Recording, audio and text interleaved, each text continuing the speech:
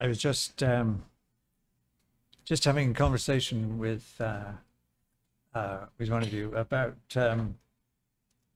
whether I still teach. I don't still teach. Last time I taught was this time of year, January, February, March, April 2021.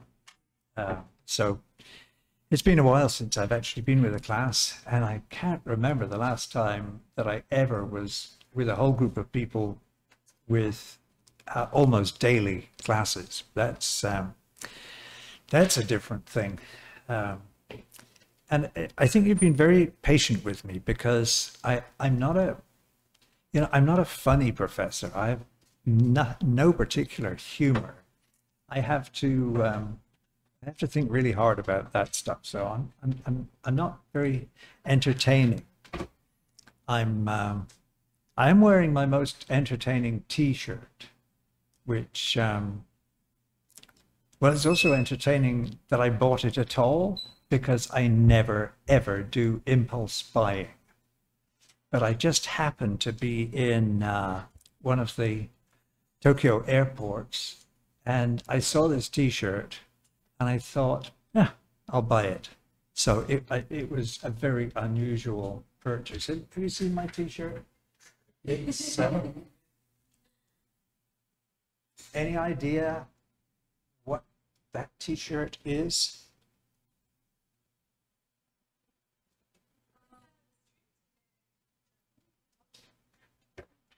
What do you think it is?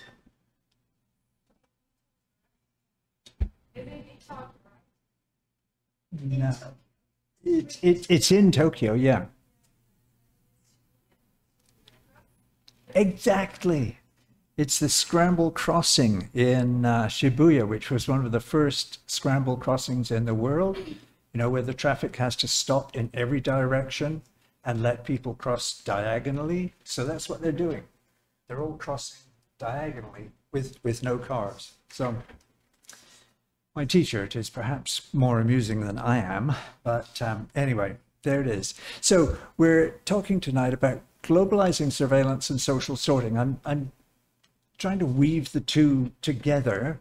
I've been trying to work out how to fit various things that I think are important to say into 8 sessions.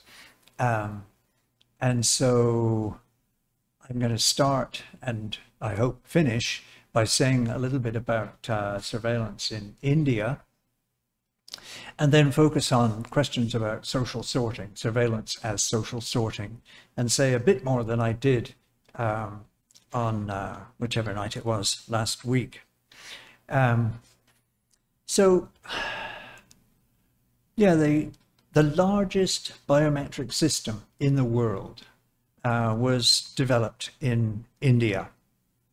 The astonishing Aadhaar system aims to enroll all 1.4 billion citizens within, so with this little,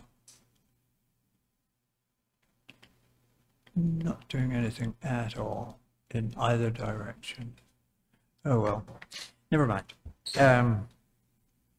Within a single digital system for 1.4 billion users. And if that doesn't sound like an ambitious goal to you, then I don't know what would count as ambition if that was not so. So there's my little visual, someone registering. It's both a fingerprint system and a iris system. So you both have to get the fingerprint, so there's one biometric, and the iris, which is the other. So it's an entirely biometric run system, and those are the two main identifiers. And with the two together, maybe. And it's really for participation in the digital economy. The concept was born in 2006 and launched creating something called the Unique Identification Authority of India in 2009. And the idea, the promise, was that it would help to alleviate poverty for India's most impoverished people. It would give them a chance to show that they had a claim on the state and on help from the state. Government campaigning has helped to encourage close to full participation in Aadhaar. And many have marveled at the technical progress towards completion. No one else in the world has a biometric system intended to register 1.4 billion people. It's big. Socioeconomic rights are being advanced by Aadhaar, and the system has been shown in some way to favor good governance. After the COVID-19 pandemic broke out in 2020, not only was the Indian response entirely dependent on Aadhaar, in other words, the Aadhaar registration was the means whereby you obtained help if you were affected by COVID, but also the idea of replicating Aadhaar-style digital identities for other countries was, as it were, exported to other places, especially some countries in Africa, but elsewhere as well. The idea has been promoted. Digital social identities were seen as key ways of dealing with population level crises like COVID-19, as well as offering a basis in this case for later things like vaccination certificates. The UN Economic Commission for Africa and their Digital Center for Excellence pointed out that 500 million Africans don't have a foundational identification, from which they can fully transact business, get benefits from the government, and so on. And so the pandemic actually helped to promote the idea of Aadhaar in other digital systems as well. And many other countries have had welfare states for a long time, and we talked about that early in this little course. But this was a new way of finding ways in which having an ID could entitle citizens to some kind of social security. Aadhaar was used to expand the public food distribution system for welfare based on access to food, with a card that you could obtain if you had an Aadhaar registration, which was one nation, one ration card was what they called it.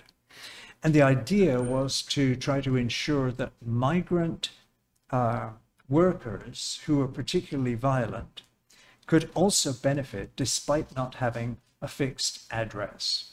So they have been trying to build in checks that will ensure that there is adequate coverage for all kinds of people, including those without fixed addresses. You said migrant workers were.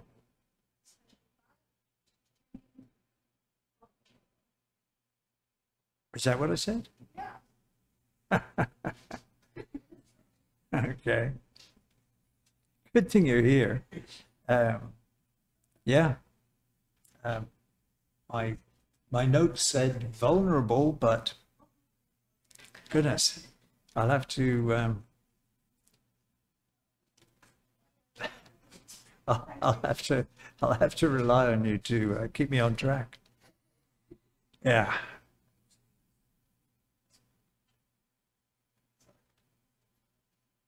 Yeah, and so direct cash transfers were also enabled to reach other high-risk groups, especially low-income or unemployed women. As Aadhaar numbers were integrated with mobile phone numbers, of course, not everybody has a mobile phone in India, this still facilitated an administration of vaccinations and the issuing of vaccination certificates with unique QR codes for each person in real time. So there's a lot of success in this system. However, various reports, including one from Azim Premji University, suggests that more could be done. Aadhaar can identify the poorest people, yes, but it falters at the point of actually supporting the most distressed and vulnerable.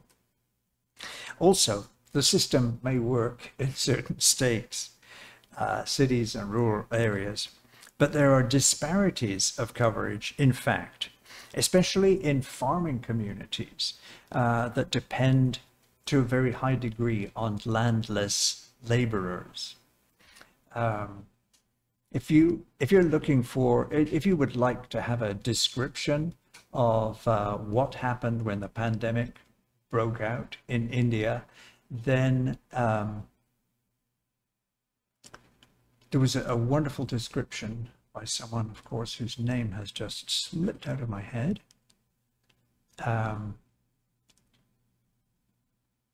Okay, well, help me again, Sue. What's the name of the person that wrote the book who lives in South India in Kerala? What's her name? You know who I mean. Yes, you do. Anyway, it'll come back to me. She wrote a brilliant article, and it was circulated around the world. And it was really a very direct attack on the Indian Prime Minister, Narendra Modi, for allowing all kinds of things to happen. So, for example, in the largest cities in India, the landless laborers who had migrated to the cities because there was no longer work for them on the farms and who were now generally unhoused laborers in the city were told to go to their villages of origin. So you had these massive groups of people walking the streets from one community to another. This is COVID. How does COVID spread? They were sent off walking through villages to find their own villages. I mean, it was days and days walk that many of them had to make.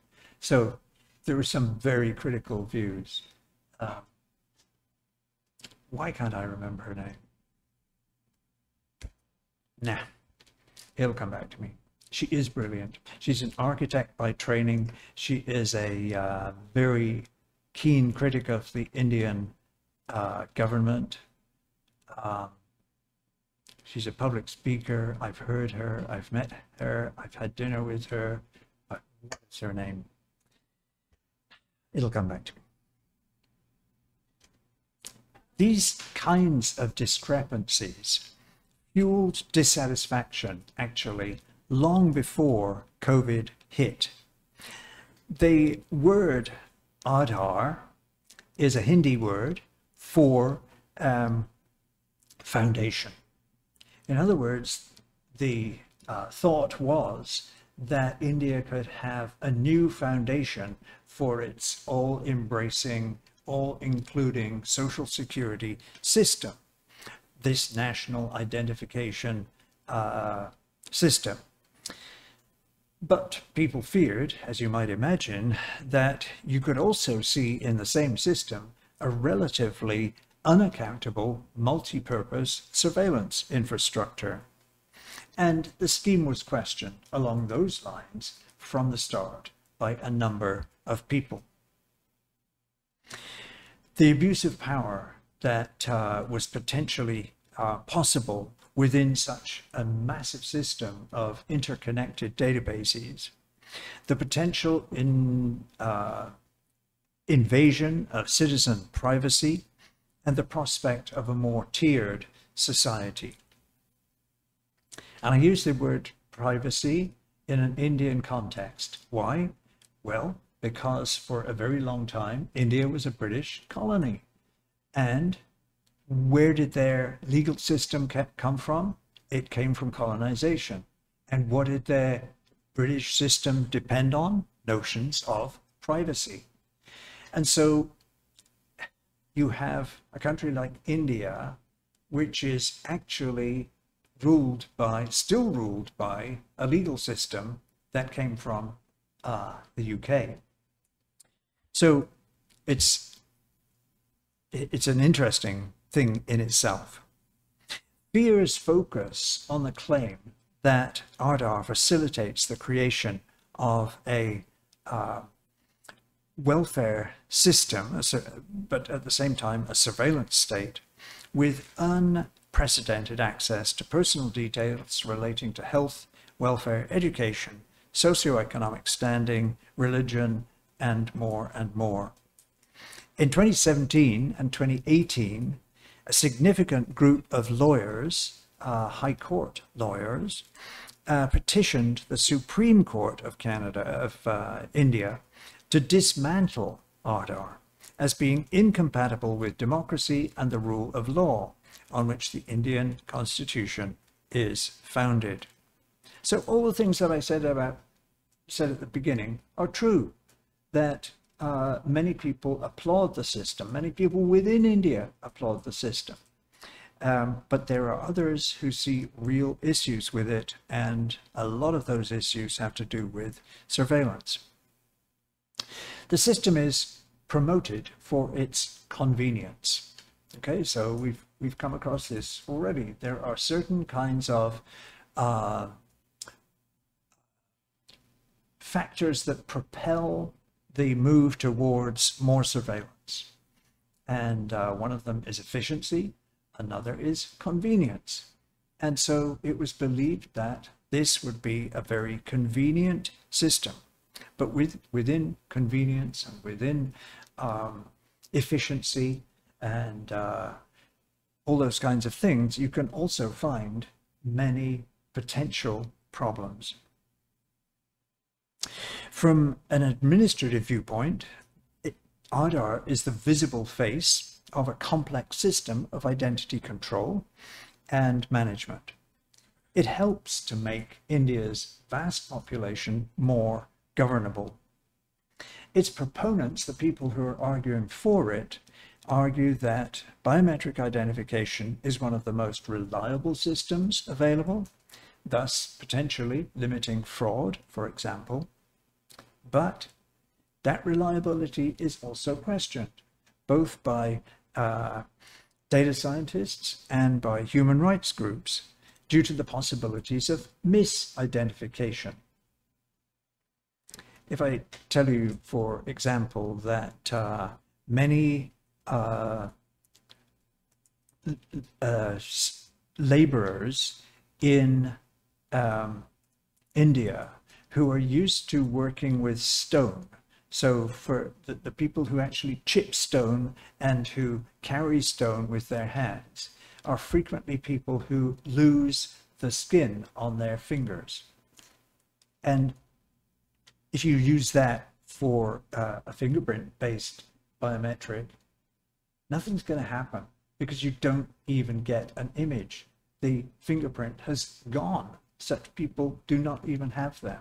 So there are things about which the creators of this system had not really fully worked through before it was set up. Lawyers argue that the potential and actual fault lines are many, and the controversies in India about this show no sign of abating. If you were to go to one of the Indian newspapers online and just check back through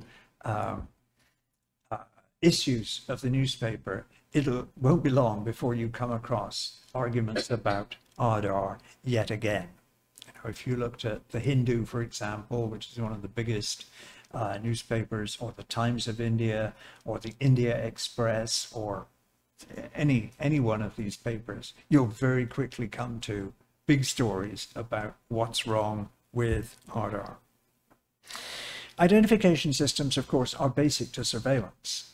And unless there's some way of identifying who the person is that is under surveillance, then the system's useless. I mean, that applies to us using social media, just as it does to anyone else. How do they know where to send the ads if they haven't got an accurate identification that it's you that yesterday was looking at that pair of running shoes online that you really thought were good, but you didn't actually buy them at the time?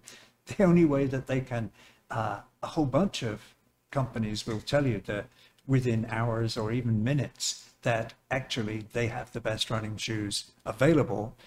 It couldn't happen unless you were clearly identifiable. So identification is a basic feature of all surveillance.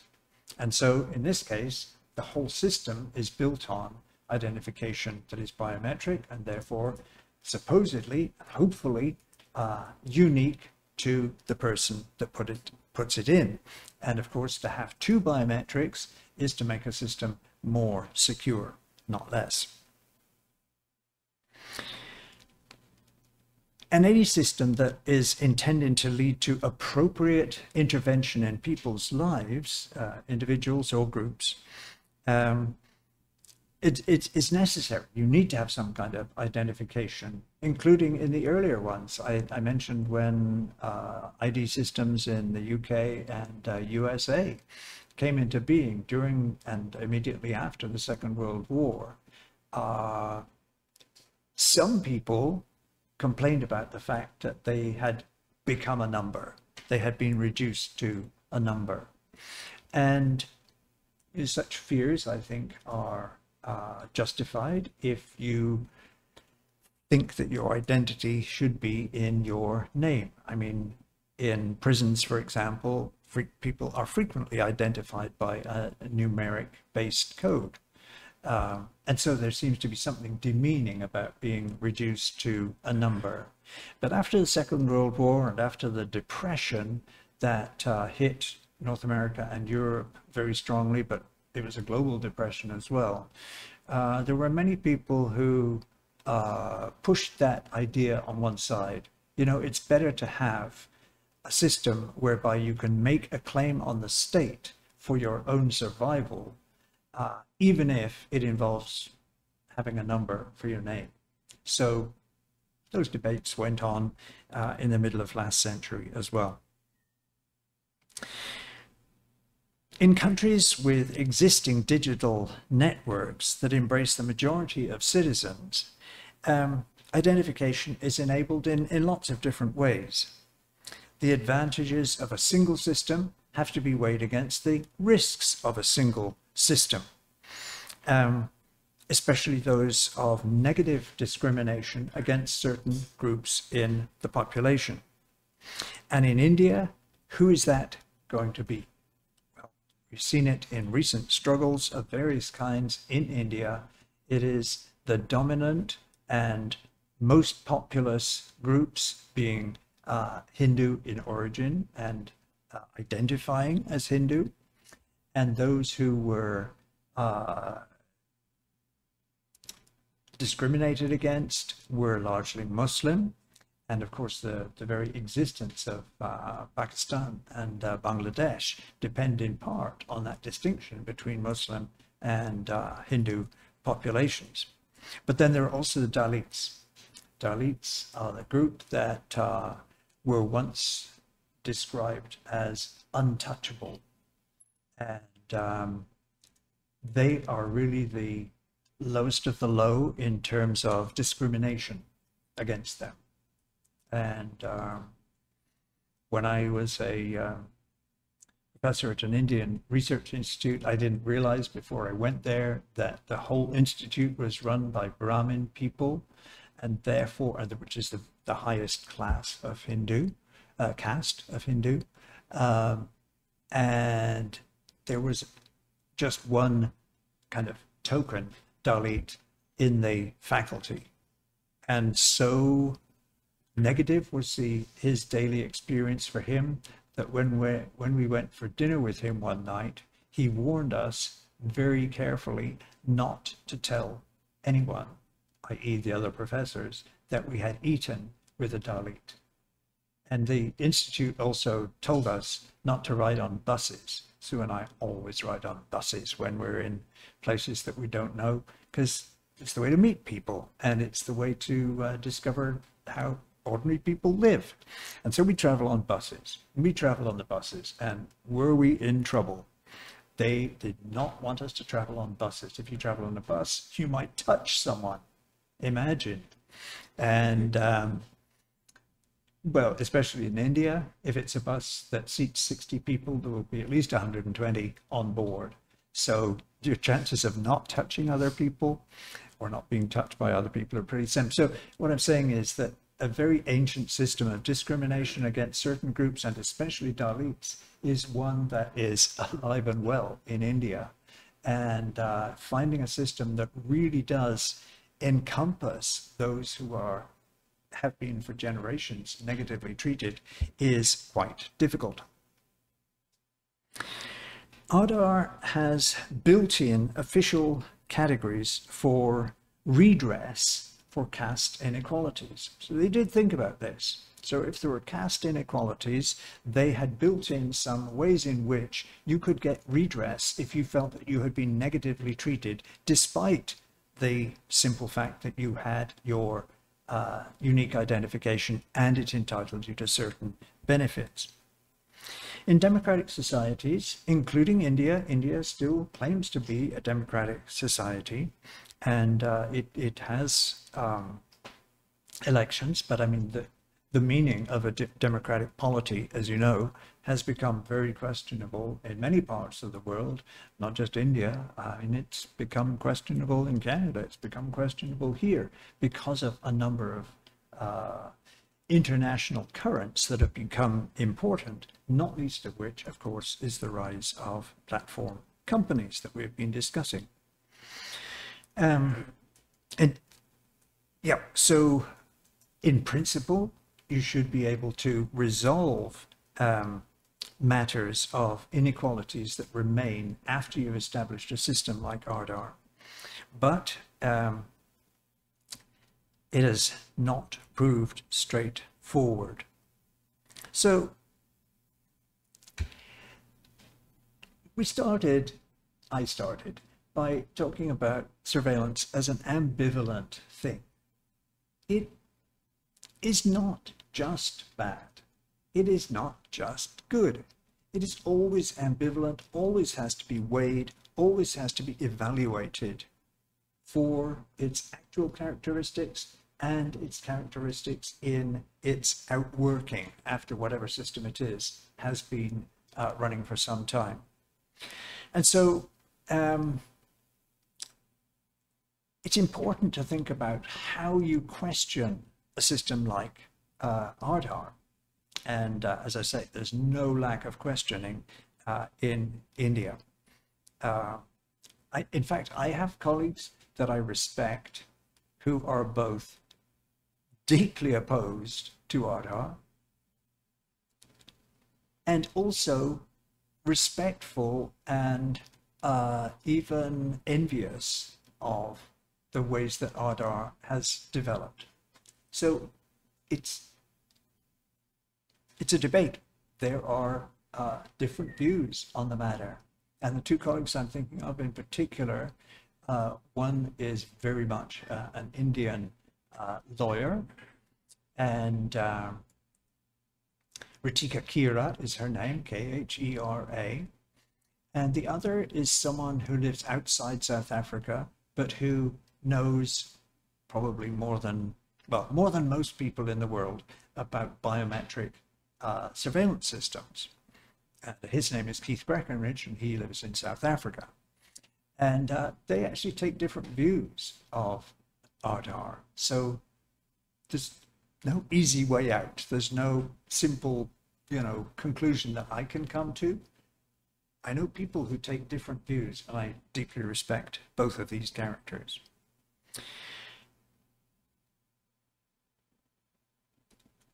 So all the time as we've been meeting together, I've been trying to help you think about ways of questioning surveillance, of interrogating what's going on and of trying to weigh up what are appropriate and what are inappropriate ways of doing surveillance. And of course, RR, though it is a highly surveillance system, by definition, was not set up for surveillance purposes in the first place. And by the way, there's one kind of dimension of RR that is very interesting indeed. Maybe I should just tell you that, since we've been talking about surveillance capitalism. The system, as I say, was set up back in 2006, or started life in 2006, and Modi was already a powerful politician, and what he did was to ask the CEO, the chief officer of India's flagship high-tech company. It was called Infosys. He asked the head honcho of Infosys to set up the Aadhaar system. So he was lifted straight out of India's Silicon Valley and brought into government. He was actually a member of government as in his new position as the person who was to run this system. And so his move was one that affected sorry, just realized I'm losing my track here.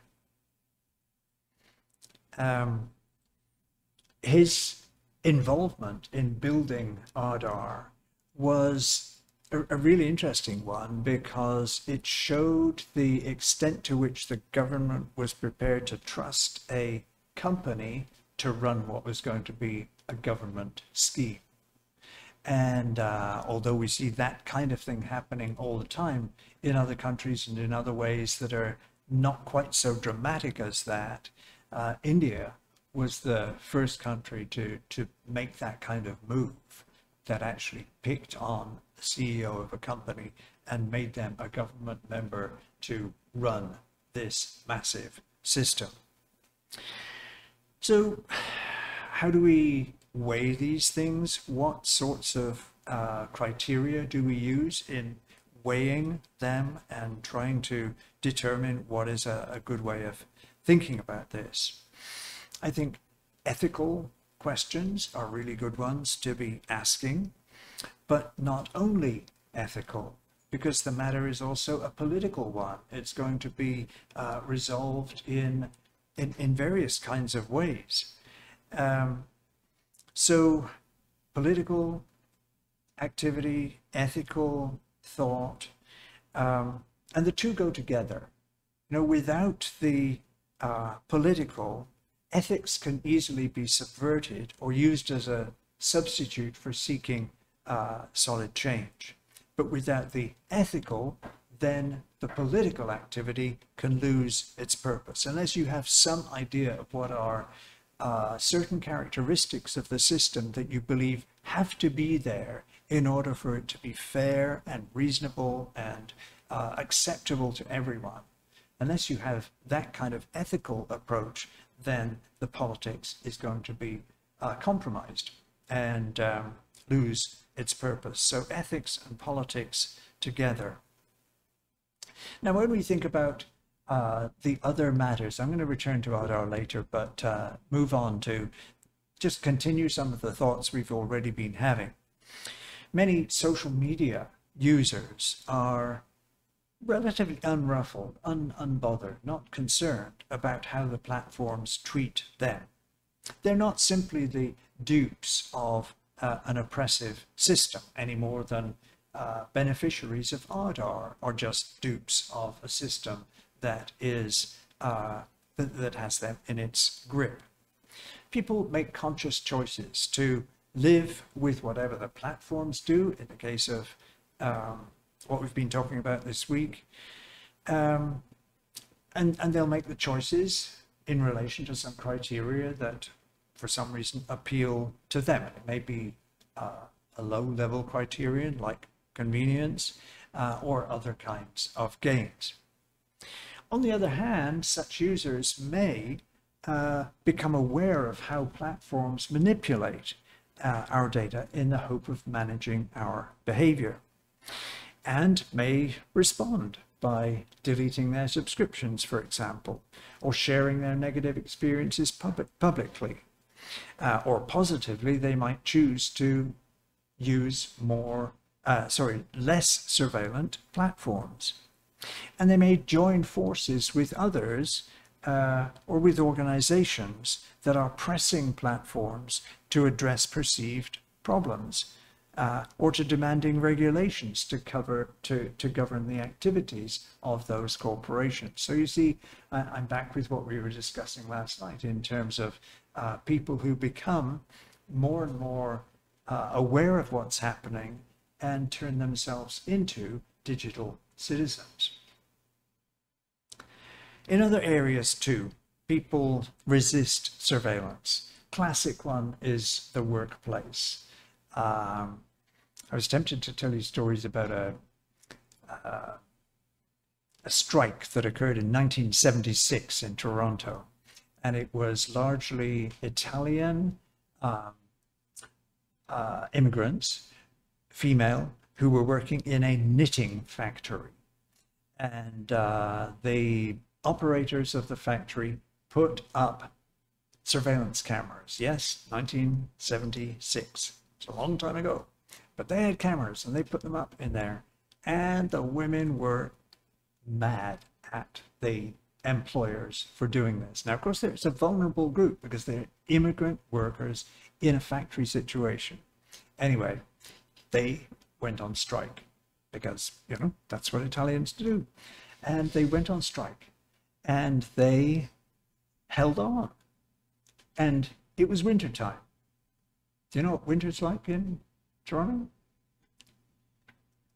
We left in -10 or -11, I think, to come here. So I've been trying to work out what's the right clothing to wear ever since, because we confused in coming from -10 to whatever it is here.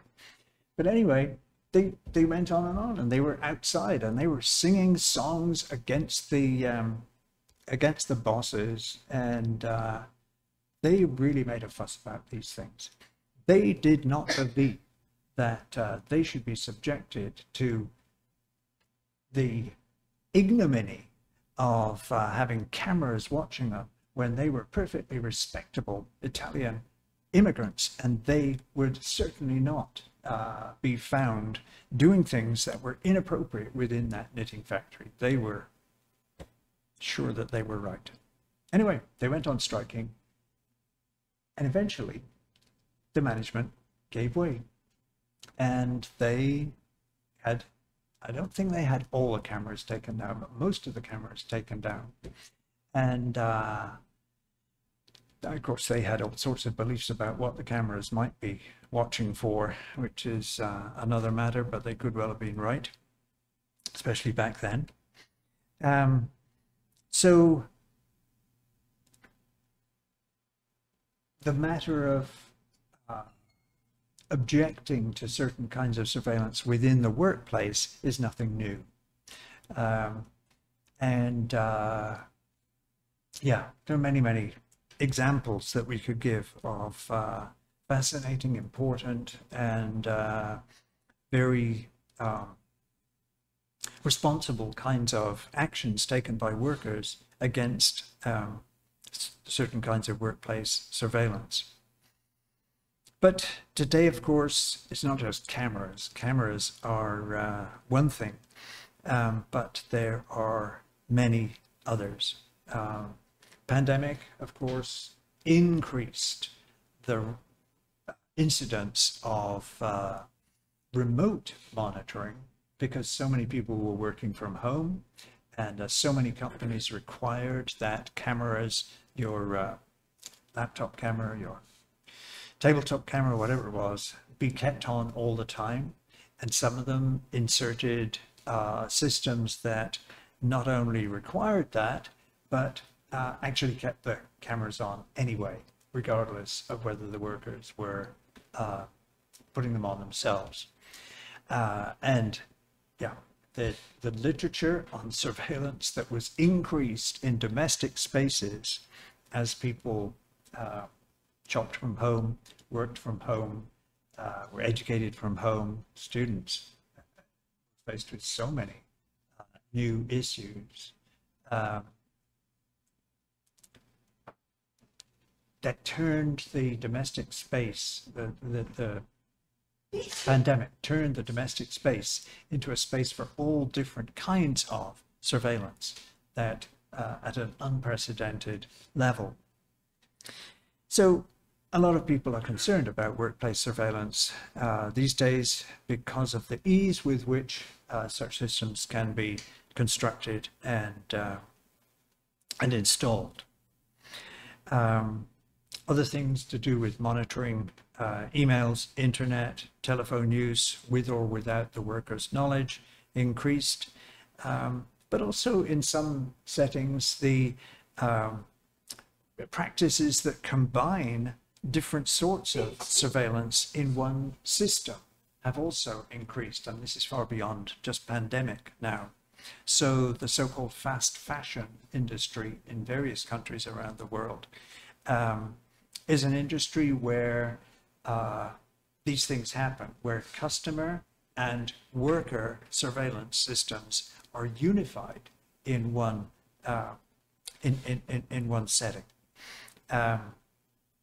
Cashier metrics, in other words, how the cashier is doing in at the desk, and worker surveillance can be combined. And what it does in such circumstances is to increase the precariousness, the precarity of already vulnerable workers. There's less face-to-face interaction and more digital surveillance to cope with. And various researchers have shown that this also tends to affect women, and Black women in particular, in certain geographical locations, now that they have to struggle with the emotional labor of the new surveillance as well. Of course, in some places you can appeal to your rights. Australia, for example, has a Workplace Surveillance Act. Australia is a fascinating place for thinking about surveillance, and especially workplace surveillance. The early kind of working class population of Australia from the middle of the 19th century, well, towards the end of the 19th century, was subject to huge inequalities and huge mistreatment in numerous settings. But it also birthed a labor movement that in the end was strong enough to get parliamentary action to ensure that workers did have adequate rights. Data protection laws may also be used in conjunction with those kinds of laws in a workplace setting. And trades union laws can also be applied to working conditions, including the right to protest certain modes of surveillance. And that's happened in several countries in Amazon warehouses, I should say. Now that was a really good slip of the tongue. Workhouse, warehouse, but anyway, Amazon warehouses. I saw a wonderful a photo the other day. This is irrelevant. I saw a photo the other day of a public protest. It was a climate change protest. And one of the protesters was carrying a banner that said, "You're burning the wrong Amazon." I thought it was. In today's digital era, I told you I wasn't funny, but you liked that. Good. In today's digital era, just about every kind of disadvantage and indignity, whether it refers to social standing, economic viability, racialized, gendered, or religious discrimination, can be mediated, if not magnified, by surveillance. And this is the fruit of surveillance capitalism's rise to prominence, using everyday data to score and rate everyone in ways that produce invisible and ineluctable rankings. Today's social sorting mechanisms affect all lives. We don't have to have that. There we go. This is what I want to come on to. Today's social sorting mechanisms then affect all lives all the time. Being able to participate in a society as peers, as equals, is an understandable and basic human aspiration. Issues raised by surveillance today touch on our very humanness, as I believe they always have. So is something like privacy enough to help us? I already mentioned privacy in relation to India. They have privacy laws because they were a colony of the UK.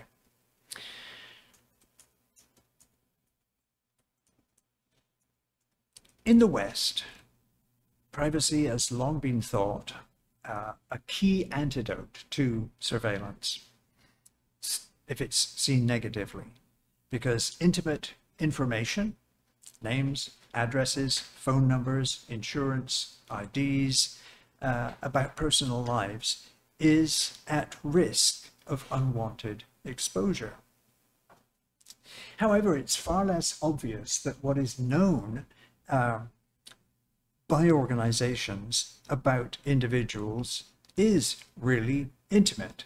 Data about, well, we've talked about this, data about the time, the origin and recipient of a message, a call, a post, seems trivial. It seems innocuous. It seems incidental. But much can be gleaned from knowing where someone was, when, or whose is the most called number of some individual. The larger questions today are questions about how people are categorized based on the collection and the analysis of such seemingly trivial data. Those data, though they seem trivial, actually matter. How carefully are the data collected in the first place? How carefully are they curated? Are they analyzed after that? How are the algorithms constructed? And are they biased? How are the data used? By whom? And with what authority? And this is another reason why what I said earlier is important. Both the ethical and the political are significant here in conjunction with each other. Surveillance isn't intrinsically conducive to human flourishing, but nor is it inherently destructive of such flourishing.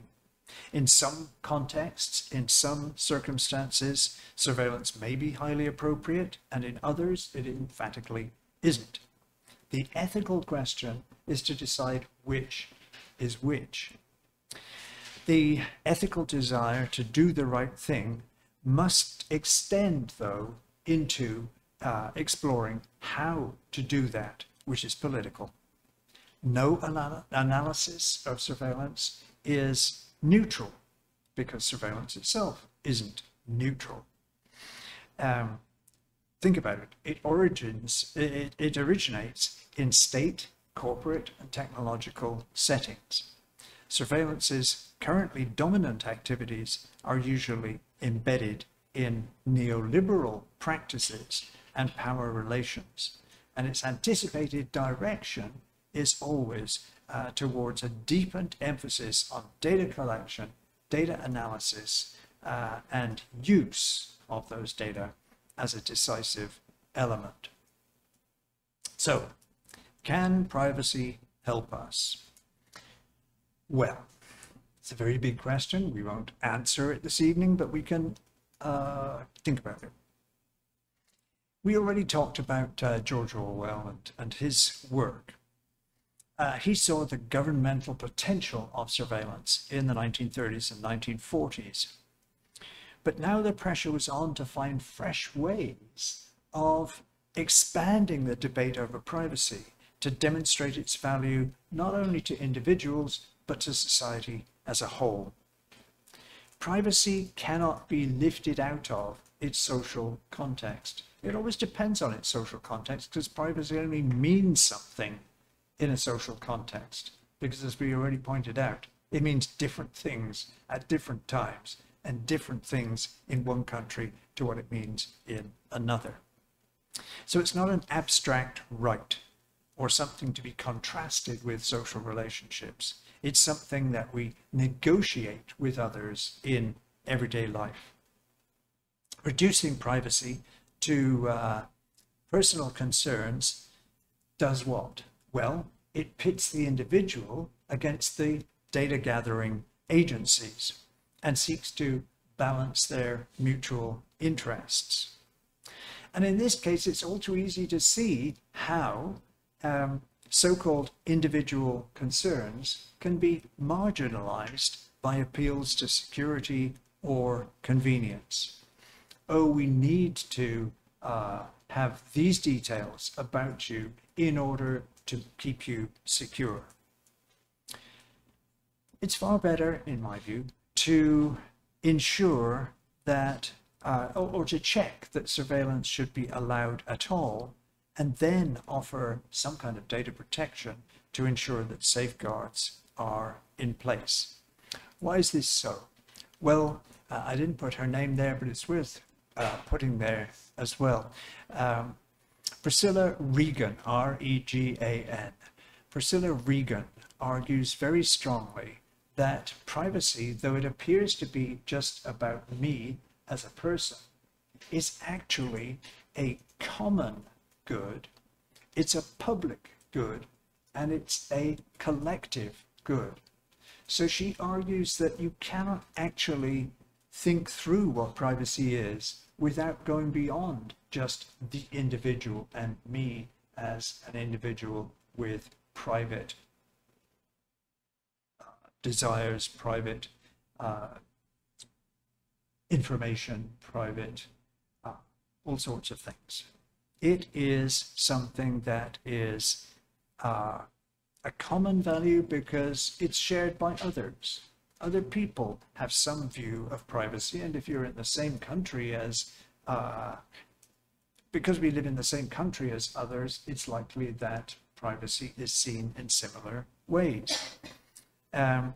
It is a public value in any democratic system. It's something that refers to the world of public life. And it's a collective value.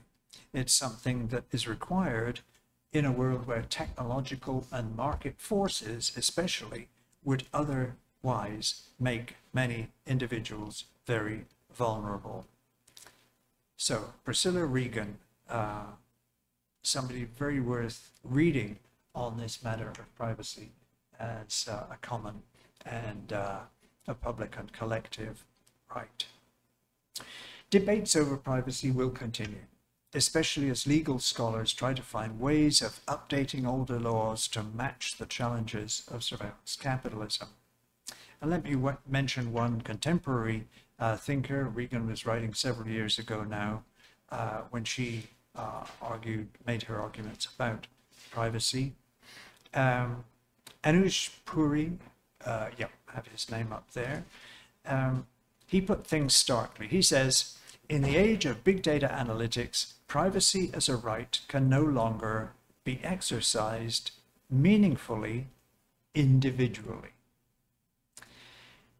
He refers to, among other things, COVID-19 apps. And he goes on to say that, apart from strictly limited exceptions in, quote, grave emergencies, there is no moral justification for round-the-clock surveillance of an individual's existence. We'd probably agree with that. End of quote. Because we are seen by surveillance as members of groups, remember we've been talking about this on previous days, it's not you that is really seen by any given surveillance system, especially corporate ones.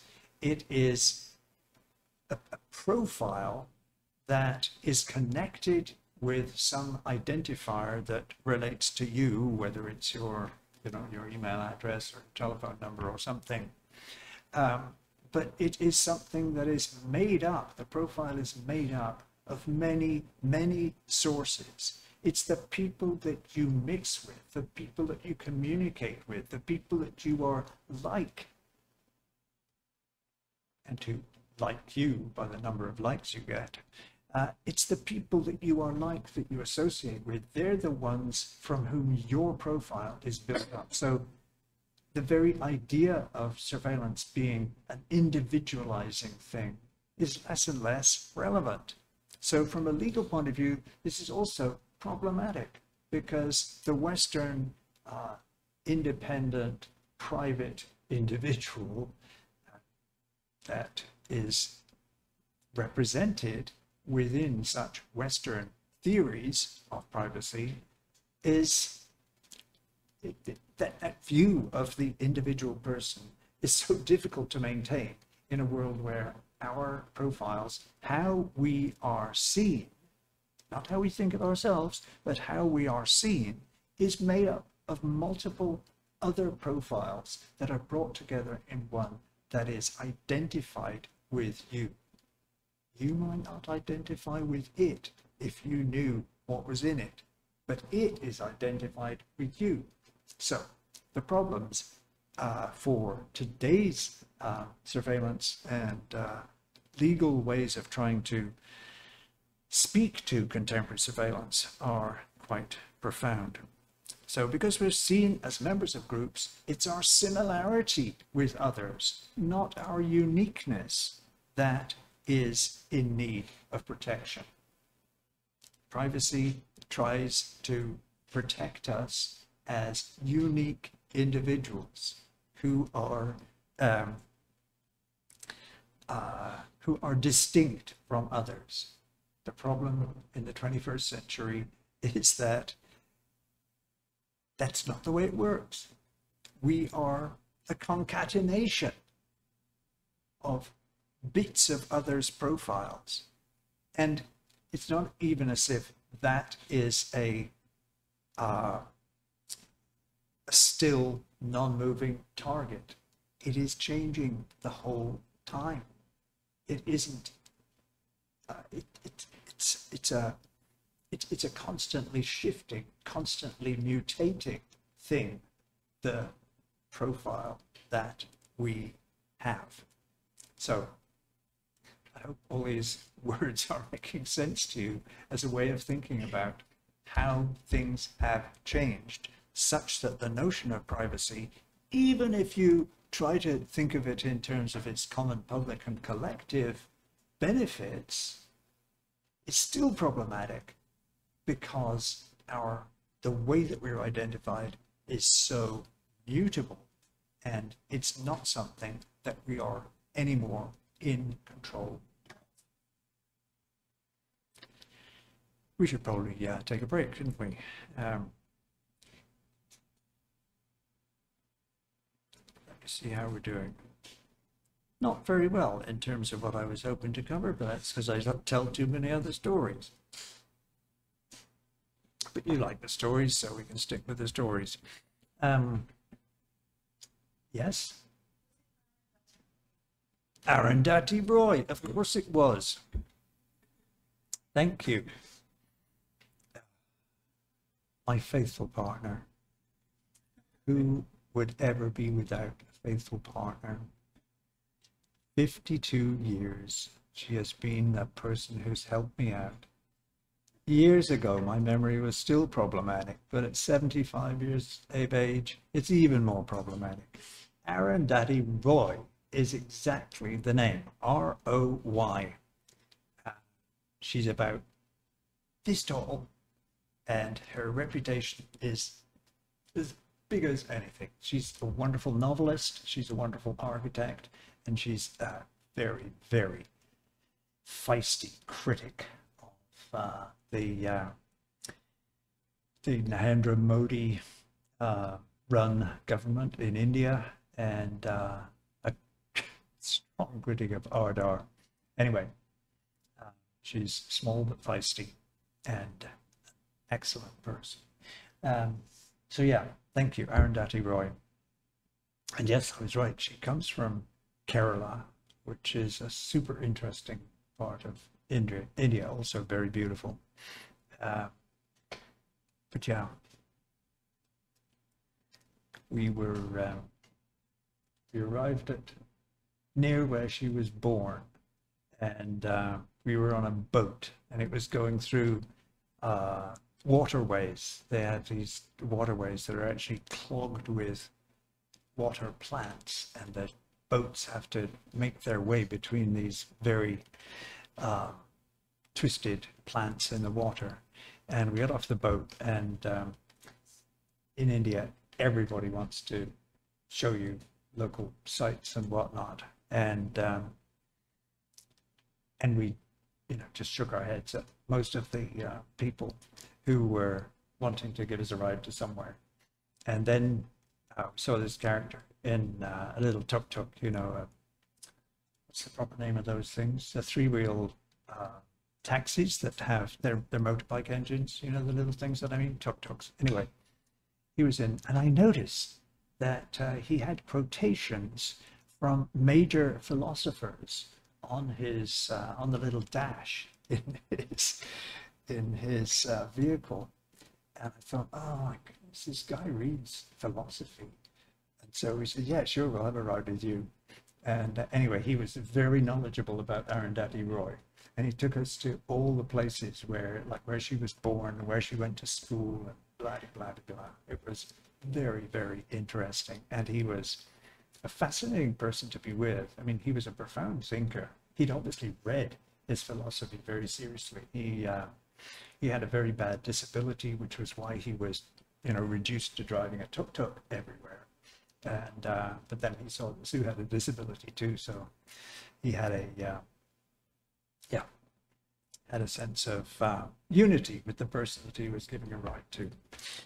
Anyway, see, the thing is, if you let me tell you stories, then I'll tell you stories till the cows come home. So really, I also need Sue to tell me to shut up. Yeah, when she does this, then it means it's time to quit. Let's take a break, 5 minutes, and come back with some questions, because really, I don't have to keep talking all the time. You can tell me your questions, and it'll also give you some relief from having to listen to it if you have some questions, and can entertain us with your questions. Thanks for your attention. So do we have questions? Things you'd like us to talk about?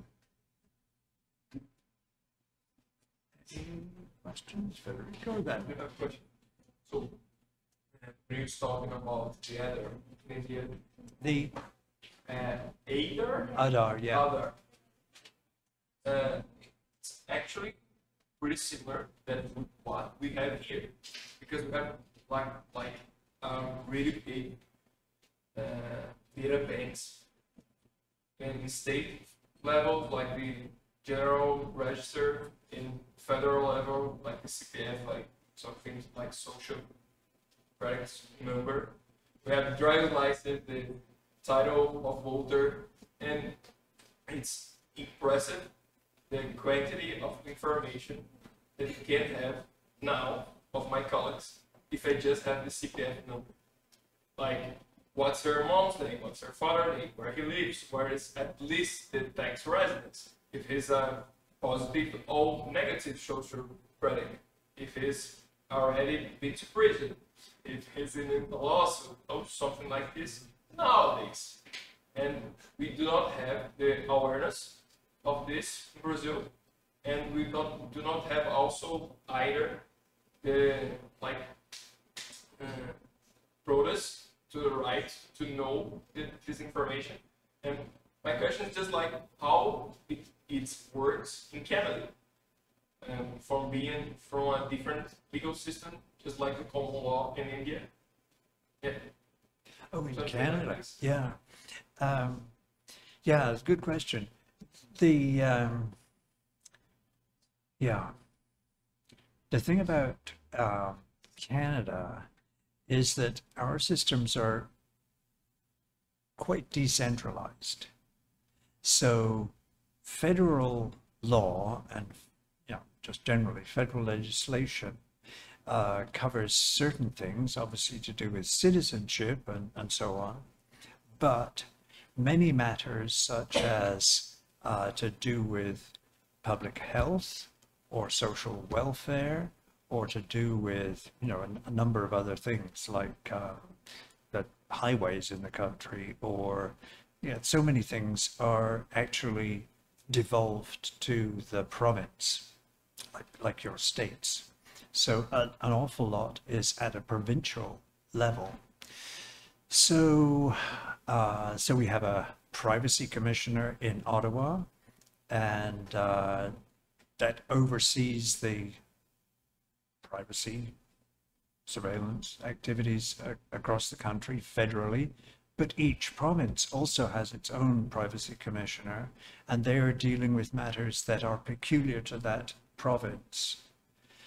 So it's more of a mixed system. It isn't a I don't know if it's more of a mixed system, but it is a mixed system. And yeah, having said that,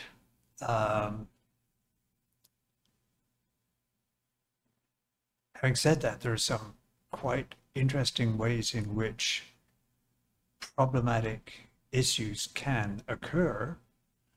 I think I already mentioned, didn't I, the case of Meher Arar, the person who was extradited from Canada to undergo torture in Syria after 9/11. So that was a that was a very striking case, but then one that eventually was corrected in the sense that there was compensation for him. But the pandemic also showed up issues. Maybe it did here too in Brazil. But for example,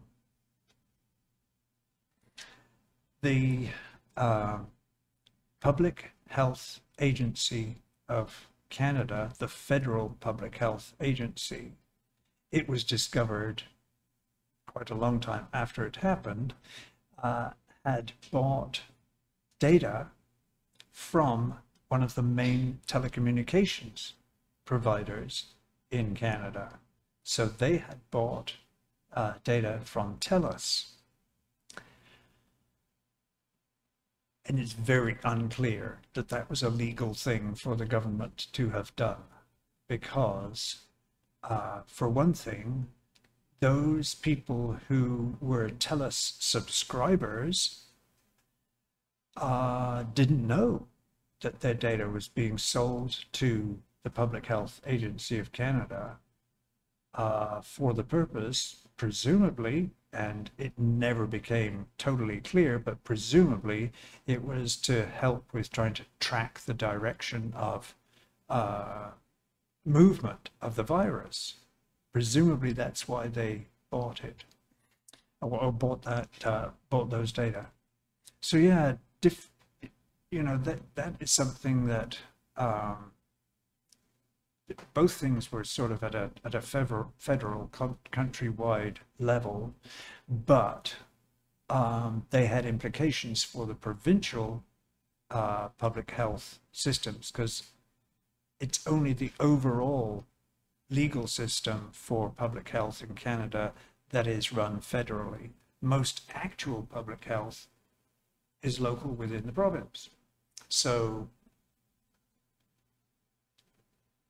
yeah, I guess it was a federal matter, but it was one that had huge provincial implications. So yeah, ours is a more decentralized system generally, but nonetheless,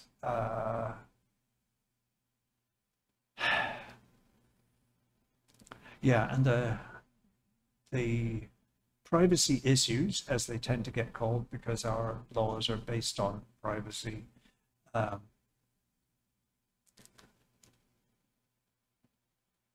tend to come up in either federal or provincial contexts. So the agency's activities are very they're very active agencies at both levels. Yeah, it's a good question. And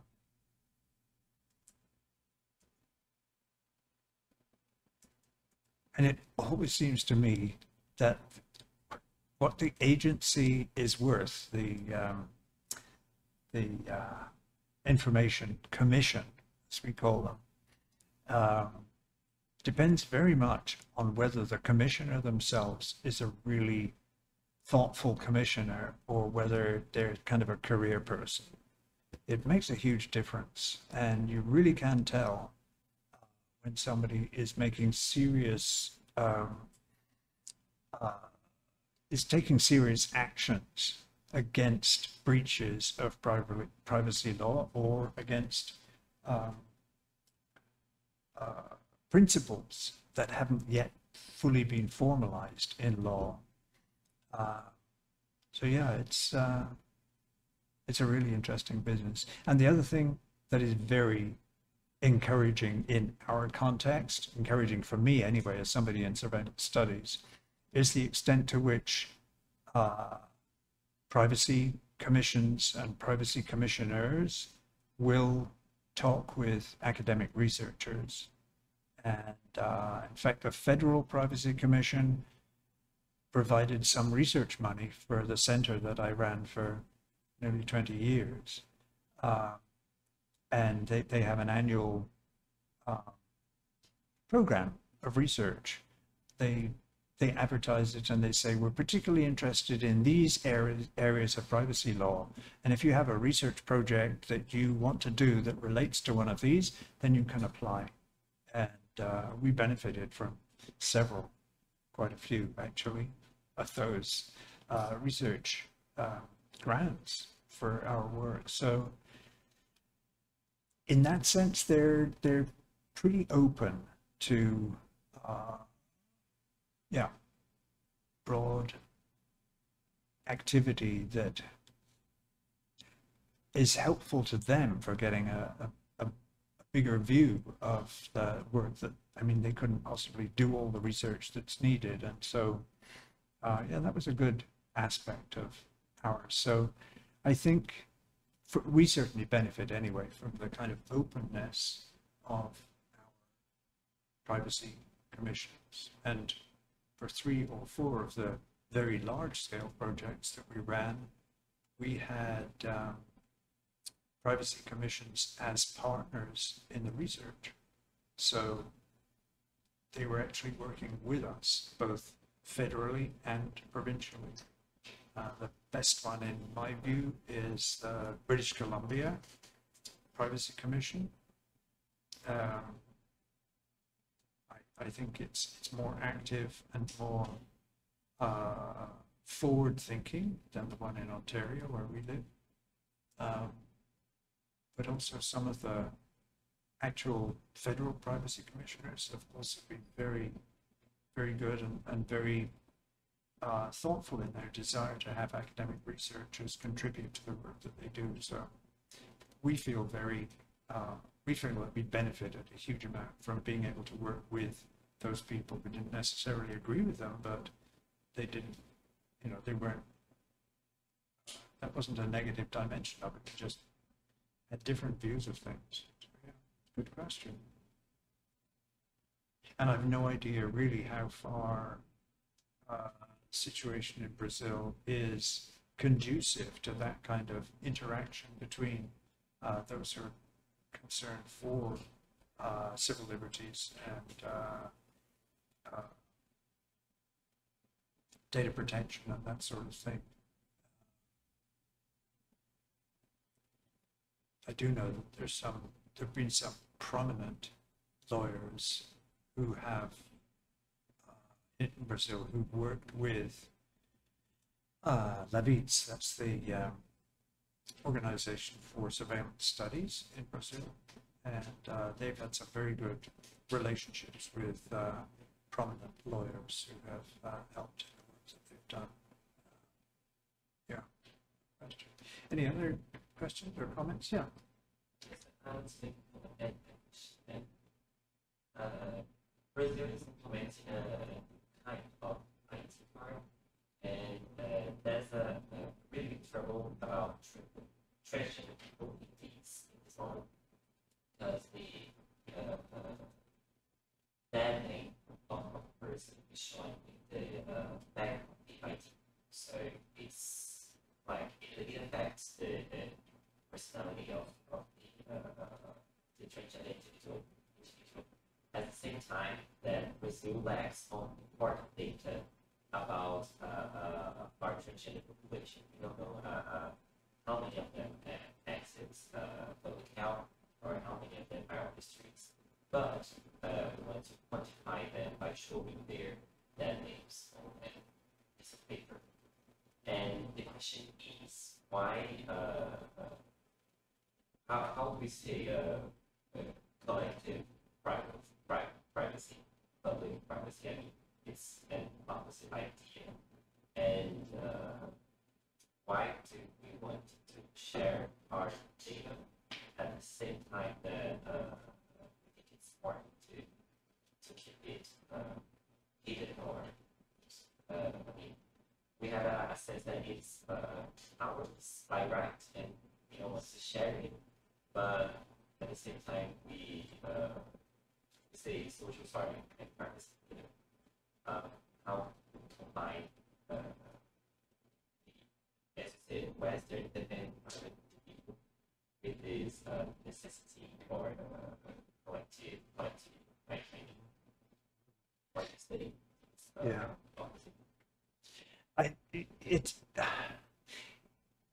It's a profoundly complex question. I mean,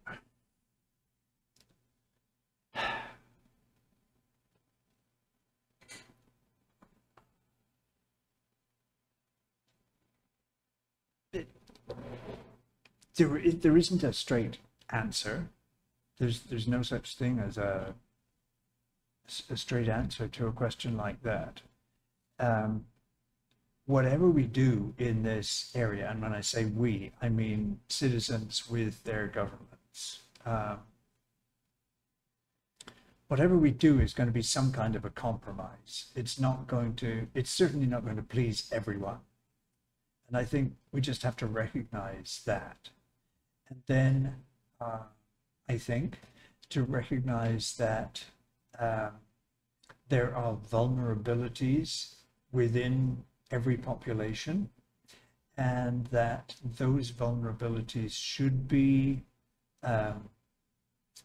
borne in mind in the development of any kind of system that is surveillant, and in any kind of law that is developed to try to ensure that the surveillance is done in an accountable way. And I think the question of accountability, maybe I already said this, I think the question of accountability is a critical one when it comes to how agencies of different kinds, whether government agencies or private agencies, who do the surveillance, in either case, a critical matter is their accountability to those who are the subjects of surveillance. So, you know, I think accountability is a really critical matter. So I think it's always going to be a debatable question. There isn't as I say, there isn't a straight answer to it. But I think there are certain criteria that we can apply in determining how to work out that kind of appropriate balance. And it has to do, as I say, on the one hand, with understanding clearly what the vulnerabilities are of certain groups in the population, on the one hand, and trying to ensure that those vulnerabilities are not exacerbated by either the surveillance itself or about legal measures to try to contain that surveillance. On the one hand, and on the other hand, that the surveillors and the government bodies that are there to guide the ways in which surveillance happens are accountable. Both parties have to be accountable. There can be all sorts of other things like transparent, but at the end of the day, in my view, I think it's arguable that transparency is never enough on its own. Transparency has to serve accountability. Accountability is the critical matter, whichever kind of agency we're talking about. So, yeah, it's a good but a really difficult question, which is why you get what was perhaps a good but certainly difficult answer. There was somebody else with a question, I think. Yeah, Sophia. So we have a relatively law regulating personal data, and I was thinking this law was actually passed for many reasons, but one reason certainly is because many countries in the world have similar laws, and many companies on other countries, also because of those countries' own regulations and own maybe state policies, were refused and in some way, again, were being, let's say, false reviews, were being made into reviews doing commerce with Brazilian companies, because Brazil didn't have yet a good enough, safe enough regulation of personal data. So this new regulation was approved, and there is, which is the reason why it is also very similar to other regulations in the world. But it is very clear this individual, let's say, gratification part of the law of looking to individual. So what my friend actually was saying a little bit is that how the privacy in Brazil is from a very personal, what you're saying is from a very personal point of view. So it has to do with honor, as you say. Honra, it is a legal term. I cannot think of better. An image, the image of a person. So my question to you is, I'm sorry. My question to you is, could you maybe comment on the reasons why the regulations surrounding personal data and privacy in the world as a whole is specifically preoccupied looking at the personal level? And is it maybe because us as legal, as, not only as legal scholars, but actually as lawmakers, as legislators, we can only see the individual, and we have not. Is that maybe a reason, or is there maybe another reason, such as even interests from the companies? Mm-hmm. So that is my question. Yeah. Yeah, I mean, it's a good question. It's also a very difficult question. Um, as you know, law develops over long periods of time. If it's a hastily produced law, it's highly likely that it won't necessarily be a very good law.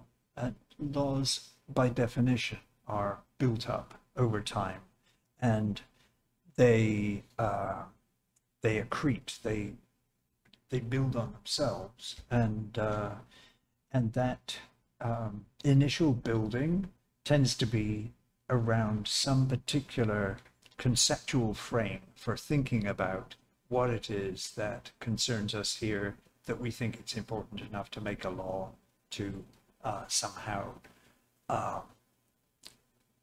protect people. And I think that, you know, the reasons are, again, that there's sorts of originally European kinds of systems that migrate with colonialism, are ones that are built upon in a country like Brazil or a country like Canada. And, you know, they have a long history, a long pedigree that goes back a long time. And we're very slow to see the need for new legislation that really is relevant to the kind of world that we live in now. And it's when our social systems fall foul of the new circumstances whereby people are understood more by their membership of certain groups, they are made visible in particular ways by surveillance, rather than necessarily being made visible just as citizens or some other criterion. So I think it's problematic, but the question beyond it is, well, how should we operate in a world that has changed so radically as it has in the 21st century? And it is a radical change from the kinds of surveillance that prompted laws in relation to surveillance, privacy violations, and so on and so forth.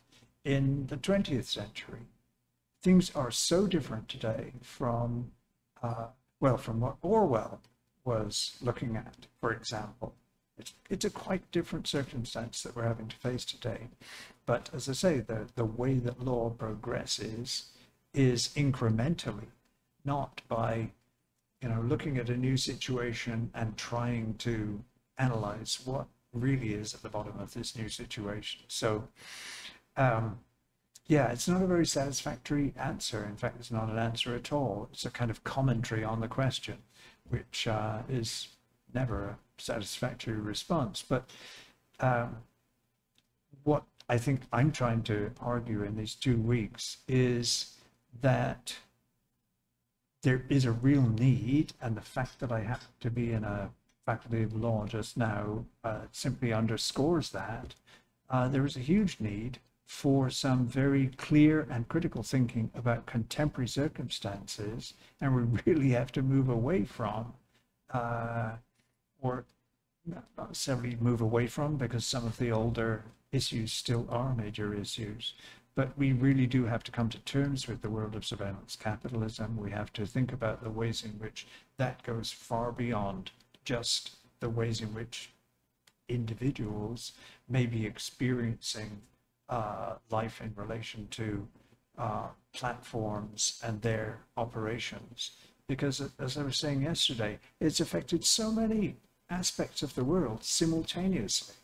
So the matter of voting within democracies is also being influenced by the very same thing, surveillance capitalism.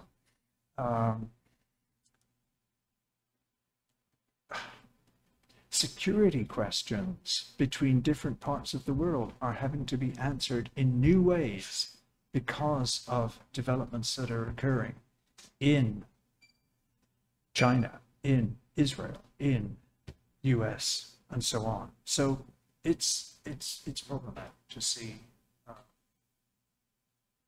where things are going to go, but essential that each country at least tries to keep up with what's happening in this larger range that we're dealing with. Anyway, as I say, it's more of a commentary than anything, but it'll do for the time being. We have a few minutes left, and I am going to have to work out what exactly I consider essential to keep us going.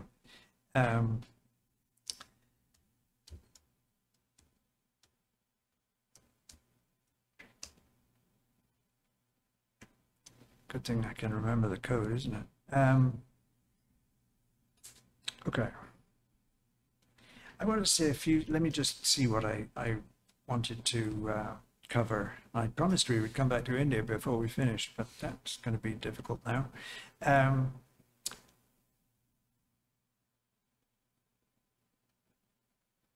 Well, let me just start on this, because this is what we've been talking about, really, the limits of privacy for, you know, considering the questions that we're looking at over these 2 weeks.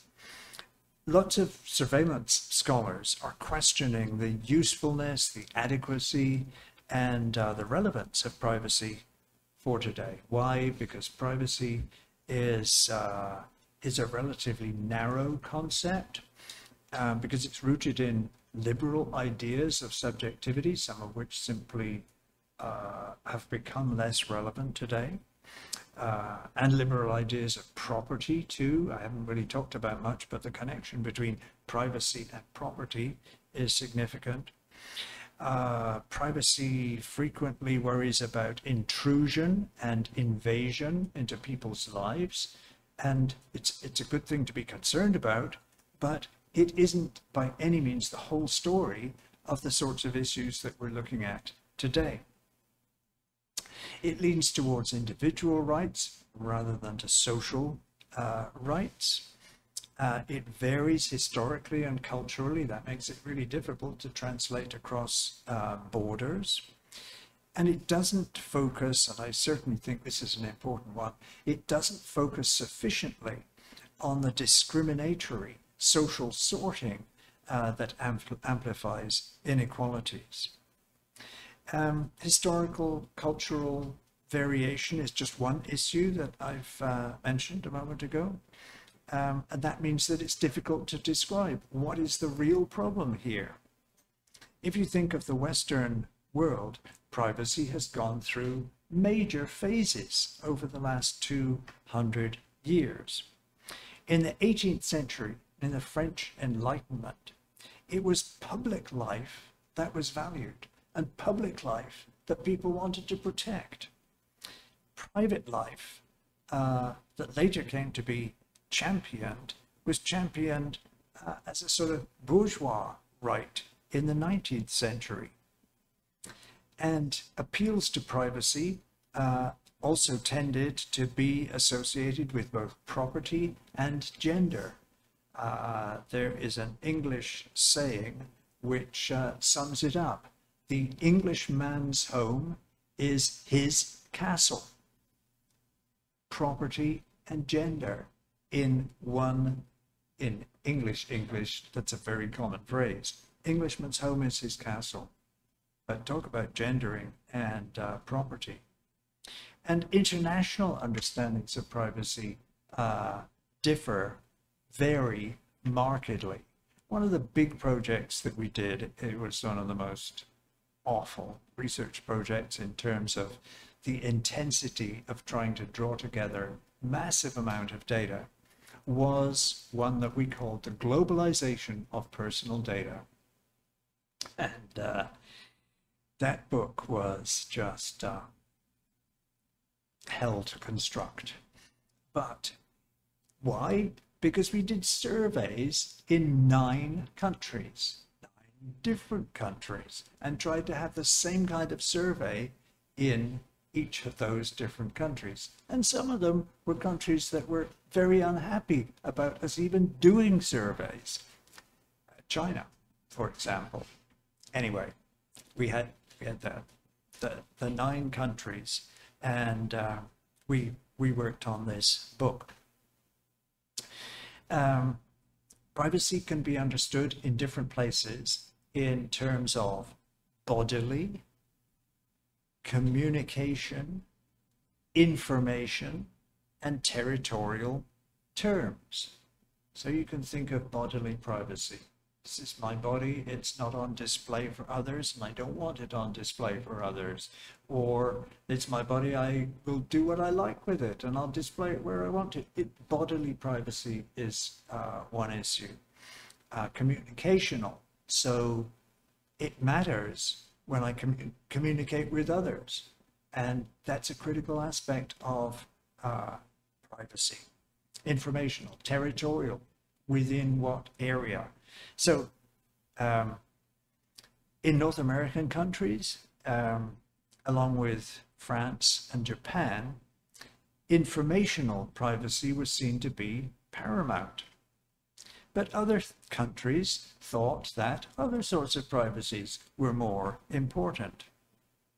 Interestingly, in our survey, I can only speak for that, not for other views, Brazil saw, our results for Brazil saw bodily privacy as being tremendously important, whereas Spain, Hungary, and China put communicational privacy at the top.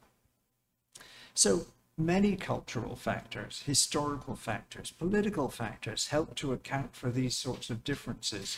But you see how complicated it is when you start to divide between the different sorts of privacy that are involved.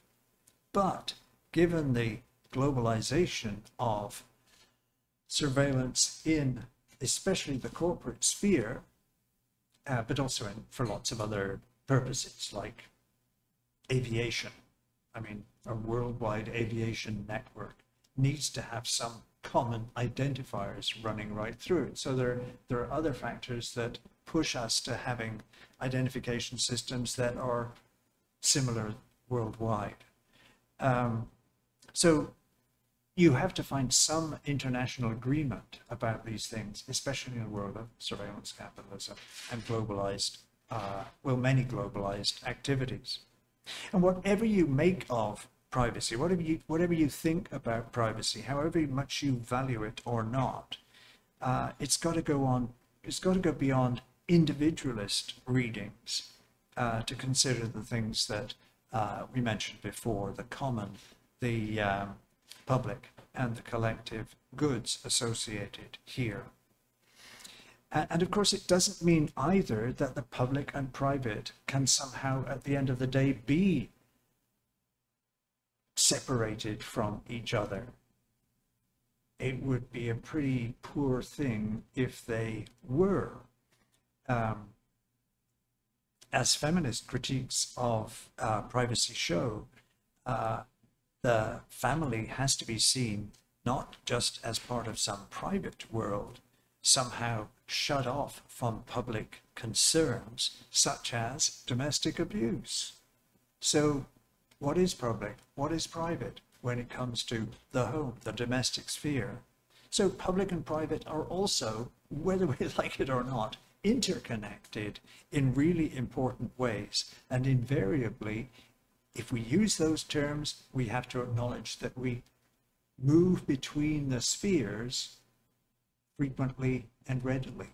So there are no easy answers here. We have to come to some negotiated agreement about these matters. The public and private contexts are also important. It's not just about controlling the flow of information, personal information if you like, but it's about social relationships in all their complexity and all their variety. It's not enough to claim that we should be able to control our communication, even if that were possible, and it's not. The same information is also thought of in different ways, in different contexts. And that's going to vary, for example, with surveillance cameras. On a public street or in a public park, there may be some relevance or justification for surveillance cameras. But if they are there, it's also really important that everybody knows that they are there. There has to be some kind of notification, some kind of warning that you are under surveillance in this site.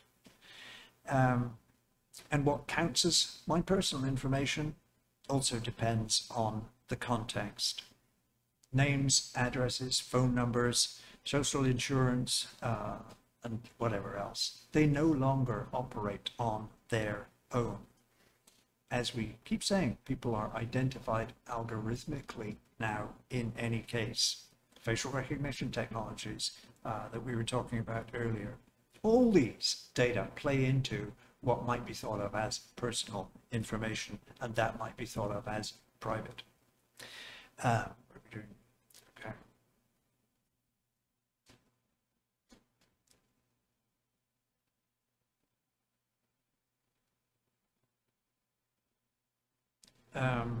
I had wanted to say a little bit this evening, because we're talking about related matters, a little bit about facial recognition, because here's an area where AI has become increasingly important.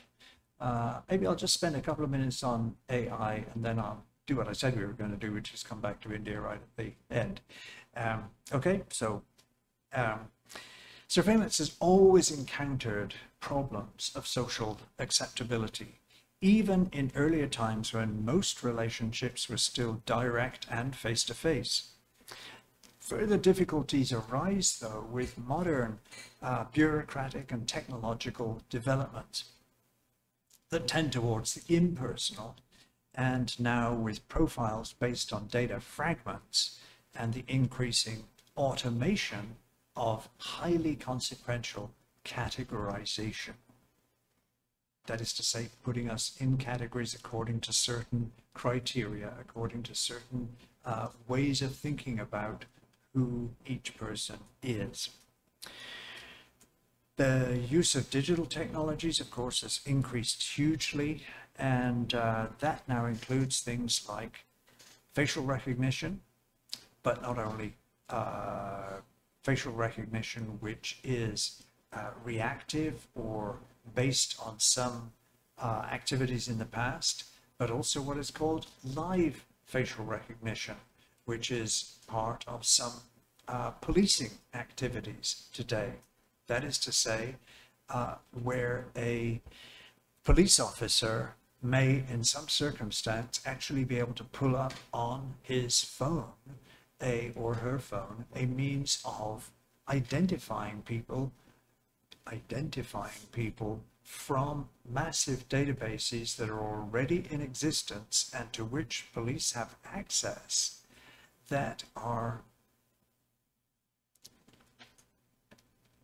for which claims are made, including that they are going to be accurate representations of the person that is actually being looked for, or the person that is actually present in front of the police officer.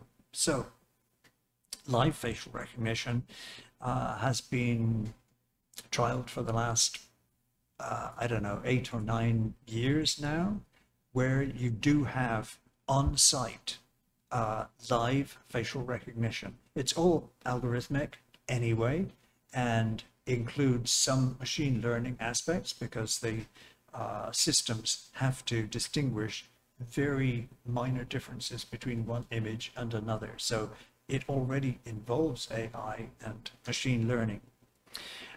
Some colleagues in surveillance studies were asked by the London, England Metropolitan Police to do to do some research on the viability of the live facial recognition system that was being introduced in 2018, I think, in London, England. And the London Metropolitan Police was very excited about these things. And you never know whether police departments are excited about something because it's going to be a way of reducing the costs of policing by having less police personnel actually on the beat, on the public streets, or whether they really do it because they believe that these new systems have something going for them. And the police in London believed that they could have small trucks, vans, really, that were equipped with live facial recognition capacities. And that could be a little control center that could go to places where there was some kind of trouble. I mean, say it was a soccer match or a soccer game or some political demonstration or something like that, where out of a vast crowd of people, you might want to try to identify certain folks in a live situation. Anyway, the researchers observed and analyzed this from a kind of human rights viewpoint. They were part of a research project. I think I was one of the people that was kind of meant to oversee the research. I wasn't a researcher. I was invited to kind of watch how the research went. Anyway, biometric data from the live feed was compared with various watch lists that already existed with the police. And as I say, they were analyzing from a human rights standpoint. One key finding that others confirmed was a correct estimate was that the London experiment in live facial recognition was only accurate in 19% of the cases. That's 19, not 90.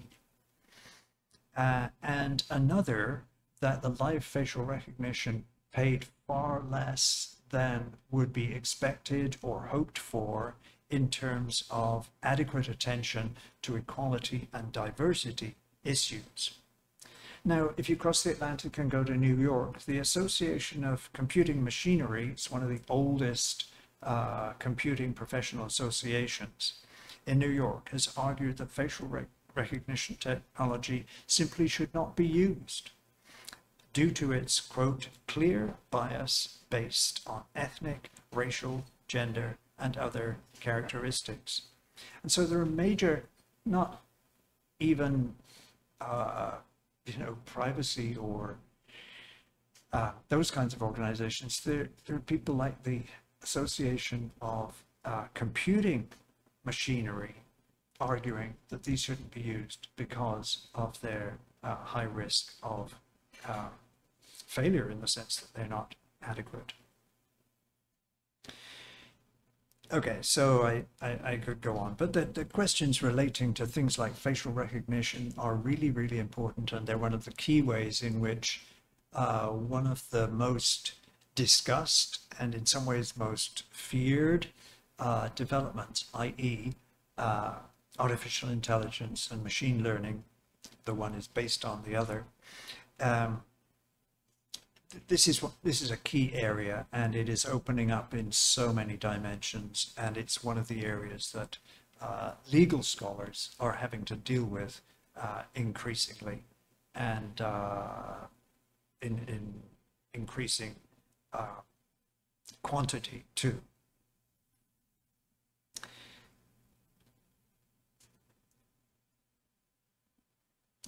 I was going to say various things about the ways in which social sorting has always been an issue here. I put it up there on the slide. Social sorting is a constant issue with surveillance. That is to say, distinguishing between different members of the population and favoring one rather than another, sometimes for good reasons, sometimes for not good reasons. But I think I'll have to skip that just now.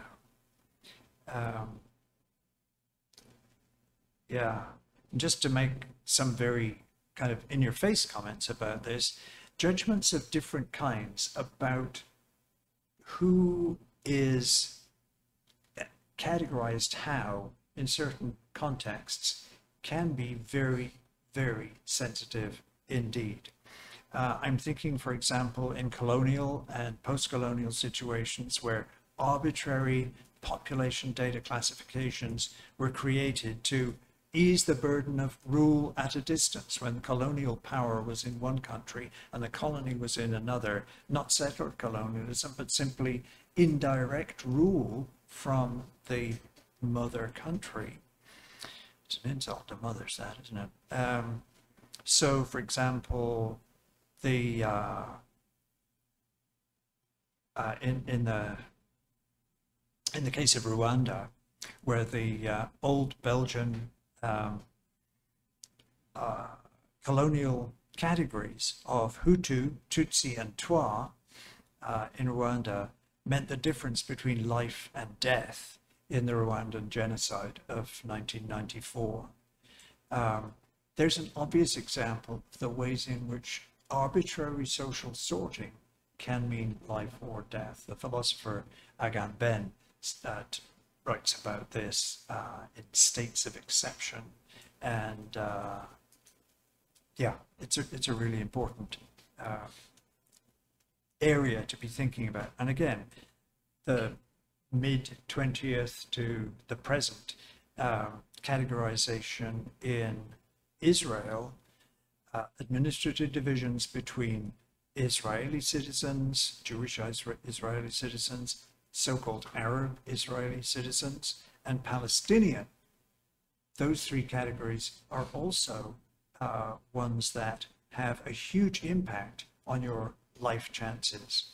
And over the last few months, of course, we've seen how they are also necropolitical. In other words, the politics of life or death is involved in those categories. And again, that's something that the philosopher Agamben speaks about. So you see, at that level, it's very obvious that the categorization of certain groups of people is critical for their life chances and the choices that they are going to make. So, surveillance is always involved in social sorting of some sort, of some kind, and therefore we have to look very carefully at how the social sorting occurs. What are the criteria for somebody being in one category or another? And so I give you extreme examples, but you can see clearly and easily that the extreme examples, well, that they are extreme, but similar things happen with lower gradations of categorization. Okay, so some of these things that I would have said this evening, we can slip into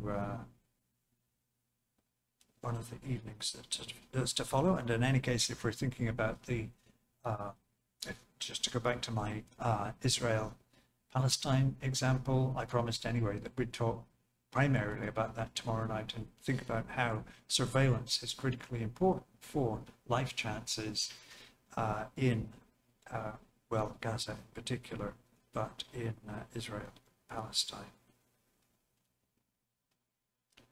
So social sorting is central to the way that surveillance works, and it's hardly surprising once the objectives of the system are understood that citizens, consumers, travelers, employees, etc., would want to know first if a system was treating them fairly. So fairness is a criterion rather than just something that I believe is personal to me and I call private. You see what I mean? This has to go beyond those notions of privacy. The cause may not be recognized as surveillance. You might not see whatever system it is that's categorizing you as surveillance.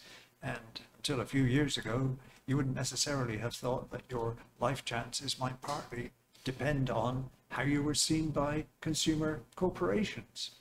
But they sure are now. But the effect is all too apparent as these systems aim at total coverage. The effects will be universal if nothing slows or stops their progress. Accountable modes of governing, again, back to the accountability question.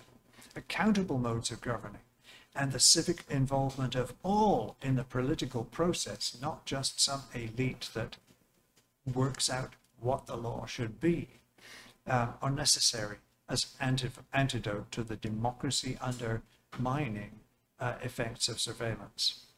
as we examine the political economy of surveillance alongside ways of creating compliance and muting dissent in control societies, the challenges to democracy become plain. And what I've just been saying is as true in India, where we began this evening, with its amazing but highly controversial Aadhaar system, as anywhere.